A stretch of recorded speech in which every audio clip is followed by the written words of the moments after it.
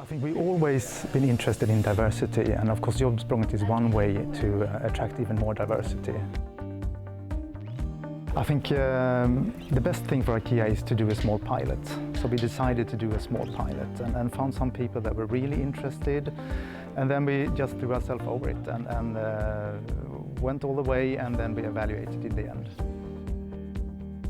I think we really try to make the most out of Jobbsprånget. So the way we have utilized the supervisors from IKEA, we've seen that as a really good way of practicing leadership. So our supervisors have more or less been into a leadership training. They've been with us all the way from writing the ad, to screen the candidates, to book and perform the interviews, to plan the onboarding, and then to be there and to coach and mentoring the candidates along the way. So we've seen such a great development in leadership in these supervisors.